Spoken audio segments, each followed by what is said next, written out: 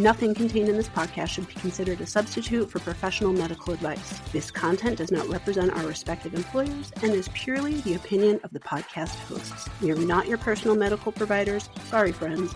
So, if you have concerns or are seeking a diagnosis or treatment, please seek individual advice from a healthcare provider in your area. We are not liable for any risks associated with acting upon the information contained in this podcast. This is intended for educational and entertainment purposes only, so enjoy the ride.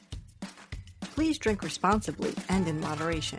Before drinking, please be sure to be of the legal drinking age for your country. We do not encourage the misuse of alcohol. Host, and today we're going to do something a little different. No cocktail, no pop culture pairing, no deep dive rabbit hole. Well, maybe a little one.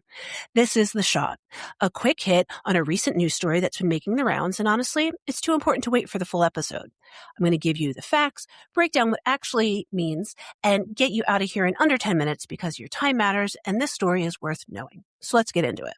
This story actually piggybacks on our most recently released episode that was number 71, titled The Reforma. That came out on Monday, May 11th. Later that day, an article came out through USA Today talking about one of the schools we mentioned, Asheville Academy. This article talked about the residential treatment center for teenage girls that was abruptly shut down following 2 suicides in May of 2025. This closure left families scrambling to retrieve their children within 24 hours of closing and raised broader concerns about the troubled teen industry treatments. The article focused on parents who spent large amounts of money seeking mental health for their children only to find themselves questioning whether or not that system was safe or properly regulated. North Carolina officials had already suspended new admissions at that point in time, and then investigations found conditions at the facility were harmful to the students' health and safety.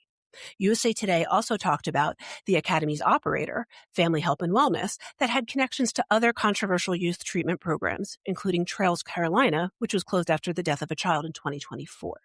The story included reactions from former students, parents, and critics who all argue that many residential teen programs rely heavily on poorly trained staff and have a lack of sufficient oversight.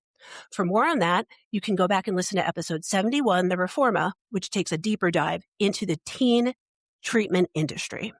Thanks for listening, guys. Have a good day. Thanks for tuning in to this episode of the Medical Media Mixer podcast. If you enjoyed the conversation, don't forget to subscribe, rate, and review us on your favorite podcast platform. Your support helps others find the show. Want to keep the conversation going? Follow us on social media. We're at Medical Media Mixer Podcast on Instagram, Facebook, TikTok, YouTube, and on Pinterest, the Medical Media Mixer board. If you'd like to support the show and help us grow, check us out on Patreon, patreon.com/Medical Media Mixer Podcast, and on Buy Me a Coffee, buymeacoffee.com/Medical Media Mixer Podcast. If you have a topic idea, feedback, or just want to say hi, send us an email at medicalmediamixer@gmail.com. You can also stream all of our episodes and find more info on our website, medicalmediamixer.podbean.com. We're available on all major podcast platforms, so no matter where you listen, we're there. Thanks again for listening, and until next time, keep mixing medicine and media.